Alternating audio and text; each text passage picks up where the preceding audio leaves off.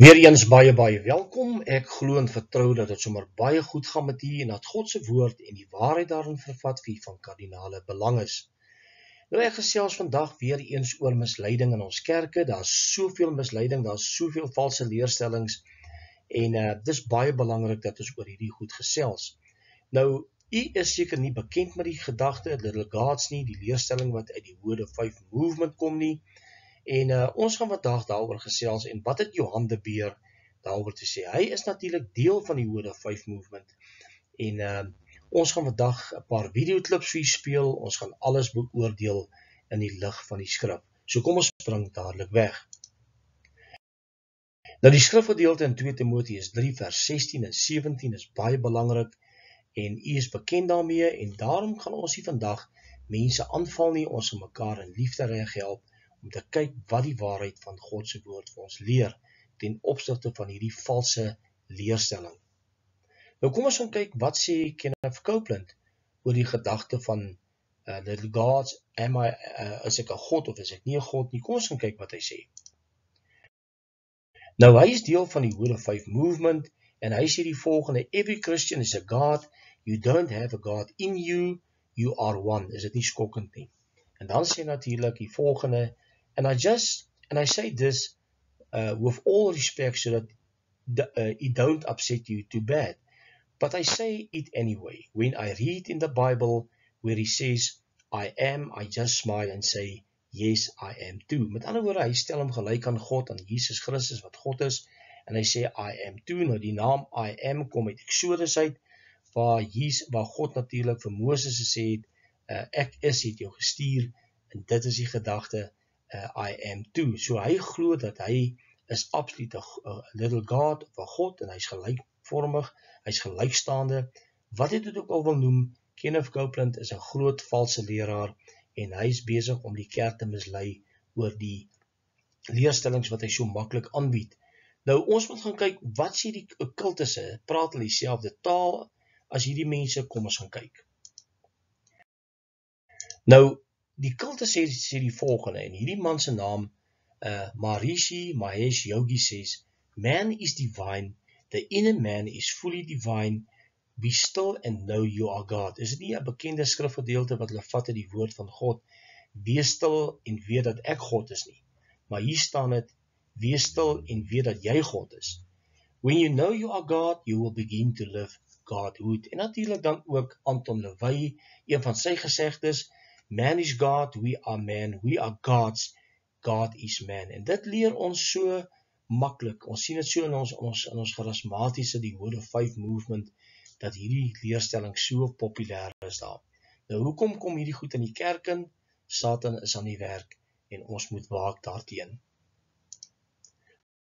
Kom ons gaan kyk wat leer die Mormoonse kultus. Die Mormone sê die volgende: Mormon leaders have taught that Jesus' incarnation was a result of a physical relationship between God the Father and Mary. Is dit nie skokkend nie?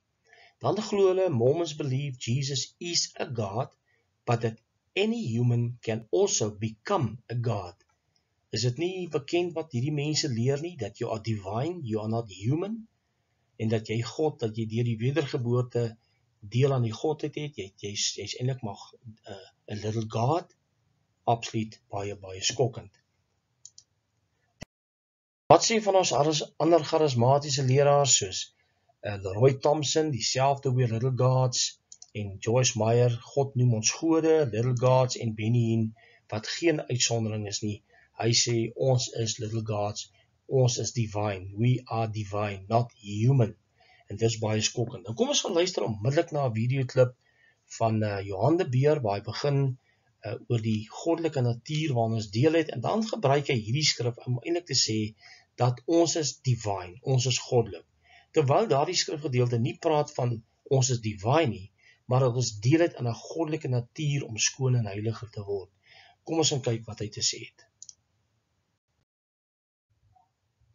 That is why sin cannot have dominion over you anymore.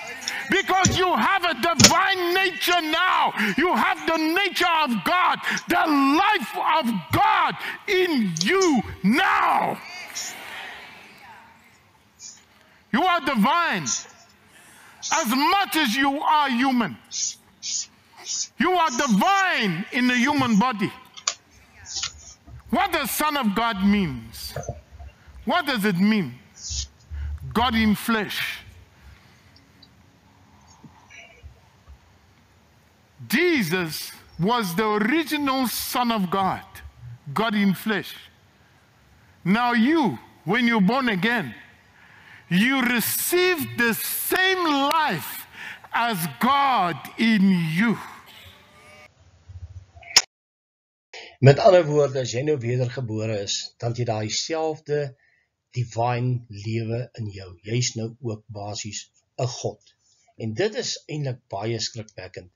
Hy sê dat die mens 'n divine nature het, wat natuurlik uit 2 Petrus 4 gehaal word. Ons gaan nou daarna kyk, divine en mens. Ons is eintlik in 'n liggaam, is ons eintlik divine. Ons is divinity. Jesus is die seun van God, God in die vlees. Wat beteken dit sê hy? Jy het daai selfde lewe van God in jou. Jy is divine, jy's goddelik in 'n liggaam. Jesus was mens en hy was ook God gewees. En daarom alleen kan hierdie eienskap aan God, aan Jesus toegedig word. Nie aan ek en jou nie. Nou sê, as jy wedergebore is, dan ontvang jy daai selfde lewe wat Jesus het. Jy is ook divine. Jy moet onthou, hierdie mense leer dat Jesus is wedergebore.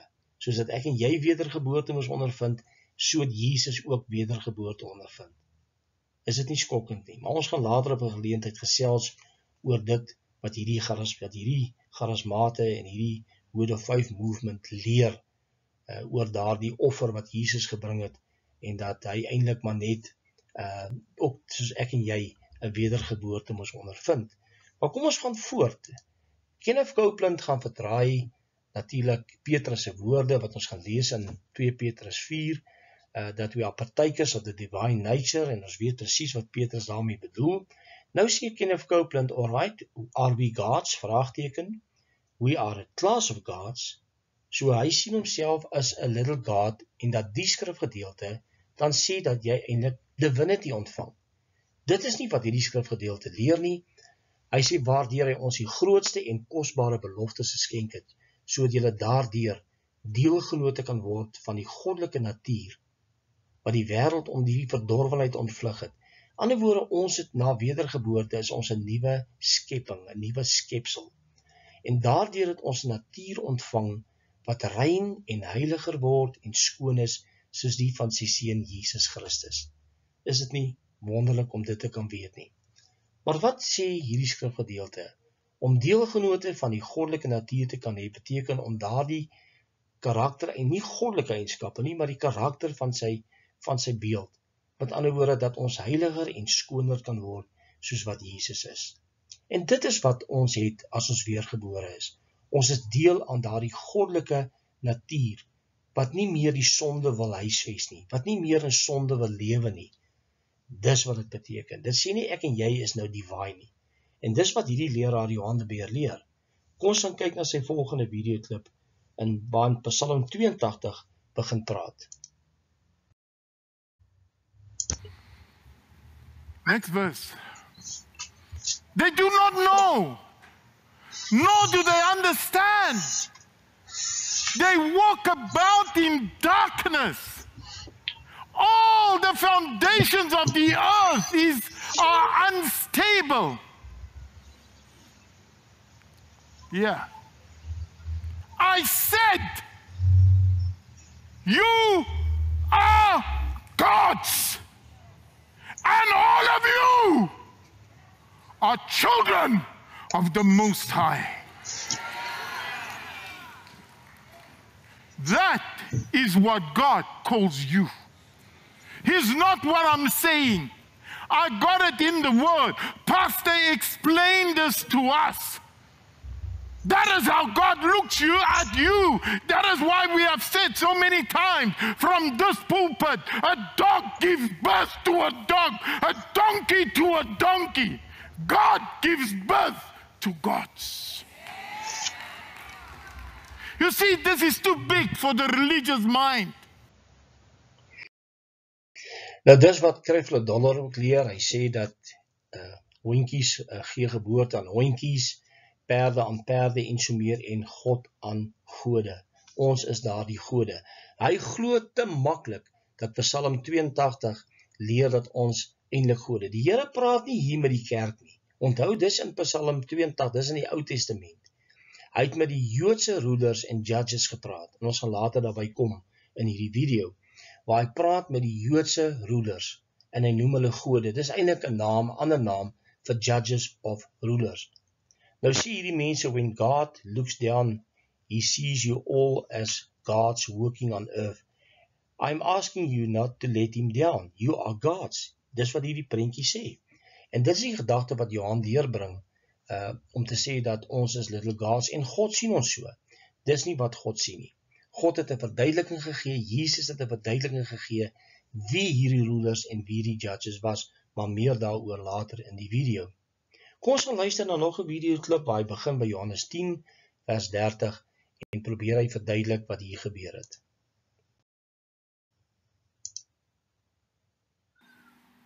Watch. Jesus talking to religious people, the Pharisees and the Sadducees of the day. The pastors and the priests and whatever you want to call them of the day. Don't bite your nails. I'm bringing you the word of God. Hear what Jesus said. He said, I and my Father are one. He said, I'm from God. He said, me and God, we one. He's saying, God and myself has got the same life in us. He's a man like you. He say, I and my Father are one. Watch, next verse. Then the Jews took up stones, again to stone him. They want to kill this guy now. They had enough of him now. Who was he to make himself God? Who was he to put him in the same class as God? He's a human. Nou ons moet nie gou vergeet dat Johan de Beer in een van sy video's gesê het al, ek dink ek het al video daaroor gedoen al, dat hy het gesê, I and my Father are one, dat hy en die Vader een is, soos Jesus en die Vader een is. Hierdie mense dwaal gruwelik, maar kom ons gaan kyk, wat is die konteks? Jesus praat met die godsdienstiges, nie met pastore en goed wat hy daar noem nie, hy praat nie met gelowiges nie, hy praat eintlik met ongelowige Jode, want hulle kon nie sien wie Jesus regtig was nie, hulle weet nie van waar hy kom nie, en toe hy sê, ek en my Vader is een, en dat hy eintlik wat Jesus sê, hy en God is een, het die Jode kwaad geword, klippe opgetel en hulle hom stenig, want hulle het gedink, hy wat 'n mens is, hoe kan hy homself God maak? Nou, Jesus is net 'n mens soos ons, wie is hy wat homself God wil maak? Hy is dan net 'n mens, maar inderwaarheid is Jesus volkome 100% mens, en 100% God. Dis wat die Bybel vir ons leer. En daarom wil hierdie mense, hierdie leraars soos Johan de Beer en Kenneth Copeland en baie van die leraars, wil eintlik maar sê dat ek en jy het ook daardie vermoë om 'n little God te wees. En dit is absoluut onskriftuurlik. Maar kom ons gaan voort. Hy gaan praat verder oor Johannes 10:30. Kom ons gaan luister en dan gaan ons daaroor gesels. Next verse. The Jews answered him, saying, for a good work we do not stone you, but for blasphemy, and because you, being a man, makes yourself God. How did he dare to say that him and his Father is one?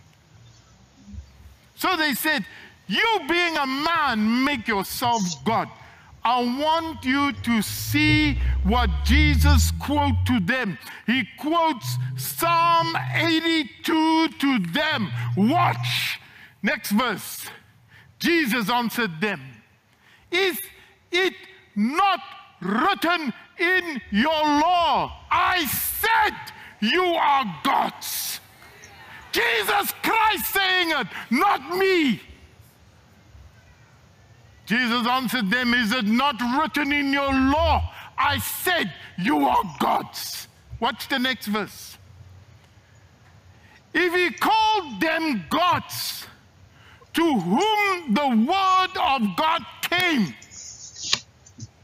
and the scripture cannot be broken.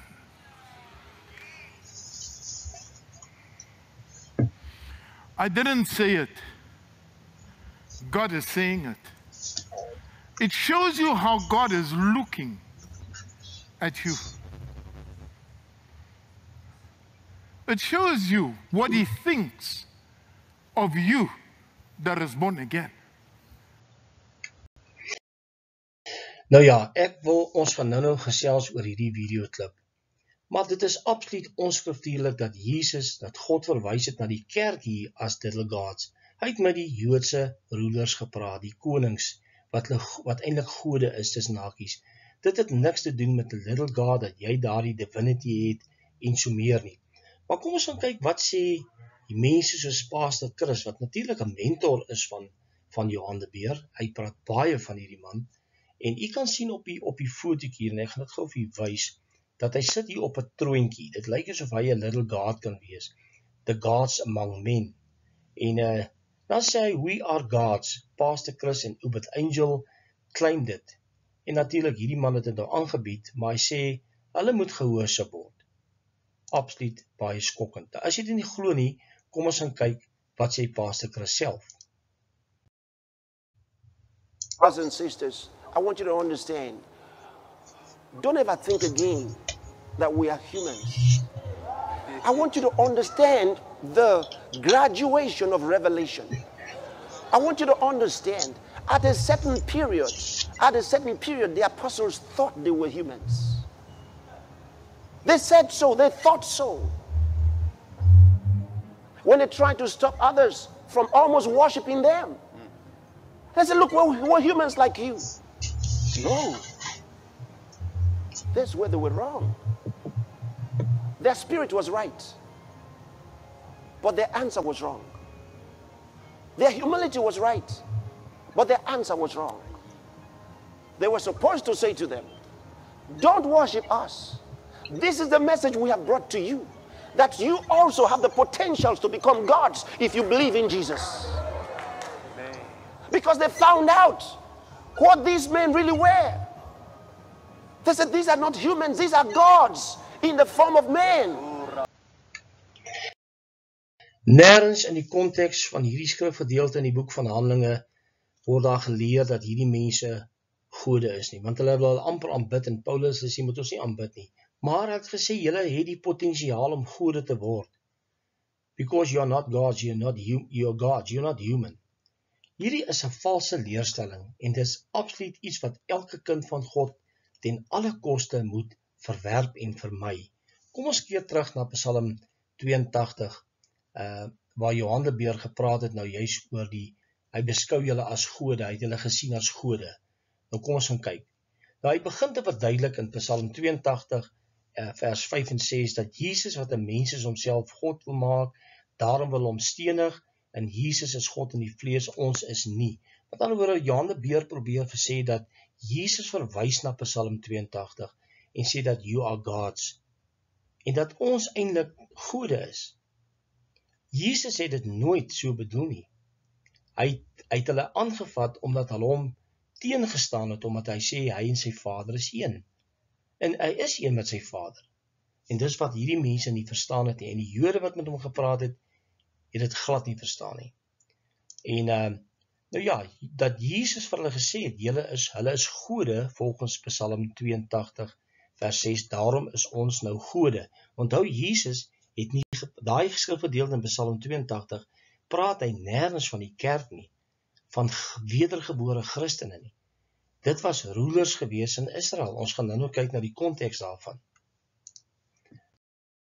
Goed, kom ons gaan voor, die konteks so in Johannes 10:30 tot 36. Jesus verwys na Psalm 82 vers 6, omdat die Jode hom nou absoluut wou met klippe stenig en hom verwerp en hom oordeel oor wat hy gesê het. Nou kom ons kyk na die skrifgedeelte. Hy sê ek en die Vader is een. Die Jode het toe weer klippe opgetel om hom te stenig. Jesus antwoord hulle, baie goeie werke het ek julle getoon van my Vader. Oor watter een van die werke stenig julle my?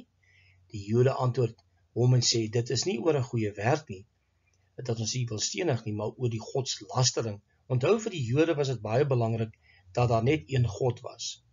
En daar is net een God. Maar ons weet natuurlik die waarheid is gesetel in die Vader, Seun en Heilige Gees. Jesus is die Seun en hy word deur die Vader gestuur. Hy kom van die Vader af. En daarom het hy gesê ek en my Vader is een. Hy sê vir hulle, is daar nie in julle wet geskrywe, ek het gesê julle is gode nie. As dit hulle gode noem, tot wie die woord gekom het en die skrif nie gebreek kan word nie, nou moet ek net teruggaan, daar staan nie, hy het met die Christene gepraat nie, hy het met die judges en die rulers of Israel gepraat. Hy sê en die woord nie, die skrif nie gebreek kan word nie, sê julle vir hom wat die Vader hy geheilig en in die wêreld gestuur het, u spreek godslasterlik, omdat ek gesê het ek is die Seun van God. Onthou, om te sê ek is die Seun van God beteken dat hy is waarlik God in die vlees. En dis wat Johan de Beer thuis bring in sy vorige klips, dat ons is natuurlik ook wedergebore, ons is ook uit God gebore, en daarom is ons ook 'n seun van God. En dit is eintlik baie, baie skokkend. Nou goed, Jesus Christus het homself verdedig. Dit is die konteks teen die onsinnige beskuldigings van die Jode dat hy godslasterlik praat deur homself wat 'n mens is om homself gelyk aan God te maak en te sê dat hy die seun van God is. Dit was vir die Jode godslasterlik.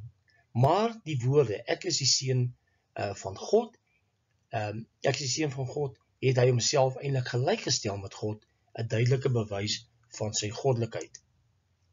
En dan verwys Jesus na Psalm 82 vers 6 wat as hulle gode voorhou, wat natuurlik gode voorgehou word, en die eintlike vertaling daar is judges en rulers, nie little gods nie. En as hulle dit genoem word, dan hoe kan hier 'n teenkanting wees oor wie hy is? En die konteks hier gaan daaroor. Dit gaan nie oor die kerk is nou little gods nie. En dis wat hierdie valse leraars so maklik wil tuisbring. Goed, Psalm 82, 1-6, God staan in die vergadering van die gode, hy hou gerig te midde van die gode. Gerig beteken, hy is eintlik besig om te judge. Eintlik spot God met hierdie mense, wat eintlik nou in Psalm 82 gode genoem word. In Aramees en Hebreeus is die betekenis judges, onregverdige regters, en nie gode nie. Hulle is eintlik onregverdige regters wat hulle werk nie gedoen het nie. Hulle het misluk. Dis wat daar staan, jy moet dit gaan lees. Dis baie duidelik. Nou hierdie judges het oor Israel geregeer voor die dae van die konings. Hulle het mag gehad om beslissings te maak asof hulle gode was. Hulle was nie little gods, soos dit voorgehou word nie. En dis wat hierdie leraar Johan de Beer so maklik wil tuisbring by die kerk, julle is gode. Totaal buite konteks. Nou wat is die konteks van Psalm 82 vers 1-6? The gods of Psalm 82 are human magistrates, judges and rulers who have been granted authority in the earth. In the view, the whole point of Psalm 82 is that earthly judges must act with impartiality and true justice, because even judges must stand Sunday before the judge. So hulle moet nie onpartydig wees nie. En hulle het dit gedoen. Psalm 82 verse 6 and 7 warn human magistrates that they too must be judged. I said, you are gods, you are all sons of the Most High, but you will die like mere men. Julle is soos gewone mense sterwe. You will fall like every other ruler. According to the view, God has appointed men to positions of authority in which they are considered as gods among the people. Dis wat gebeur het in die tyd van Israel. Human rulers are to remember that even though they are representing God in this world, they are mortal and must eventually give an account to God for how they are used that authority. En dis baie, baie belangrik. Nou kom ons kyk na hierdie judges. Ons weet dat God ook aan die gode gesê het, dat julle sal sterf soos gewone mense. Hoe kan hierdie mense wat regerders en regters was, little gods wees, as die kerk het vandag sien, totaal buite konteks, terwyl hulle in duisternis wandel en onregverdig was. Dis wat hierdie little sogenaamde gods was. Hulle besit nie goddelikheid nie, divinity nie. Hierdie mense was aangestel deur God as regters, gode te snakies, soos God vir Moses aangestel het om 'n God vir sy broer te wees. Jy kan dit gaan lees in die boek van Exodus. Nooit was Moses ooit 'n God nie. Nog minder die hedendaagse woord of 5 gelowiges wat glo dat hulle little gods is nie. Nou, hoekom het Jesus egter na Psalm 82 verwys? Hy het aan hulle gewys dat as God hulle gode noem, wat onregverdig en in duisternis wandel, hoekom word Jesus dan nou beskuldig van godslastering? Hulle beskuldig hom dat hy hom gelykstel met God. Ek is die seun van God, en die Jode het nog nooit 'n wet gehad en hulle self gesien as gods nie. Dit staan nie eens in die Nuwe Testament nie. Omdat hulle weet wat hulle wet leer, dat daar net een God is. Nou eintlik spot God met hierdie onregverdige regters en die gode. Is dit nie skokkend nie? Nou ja, die konteks, baie belangrik, ons is nie little gods nie. Ons het nie divinity nie. Ons het 'n nuwe goddelike natuur om God te kan dien, dat ons daardie vermoë wat die Gees van God wat in ons woon, ons gee om heilig en rein en skoon te lewe. Die gedagte dat jy 'n little god is, kom uit die Word of Faith movement. Dit kom uit die New Apostolic Reformation. Dit het geen grondslag in die woord van God nie. En hierdie leraars moet vermy word. Ek kan nie glo dat mense sit en luister na hierdie man Sondag na Sondag en al wat hulle probeer voorhou is dat ons kan soos God wees. Ons is little gods. Dis prosperity, ons is little gods en so gaan die een valse leerstelling voort na die ander. Mag die Here ons oë open, dat hy ons sal help deur die werk van sy Gees om die waarheid van die leuen te onderskei. Tot 'n volgende keer, totsiens.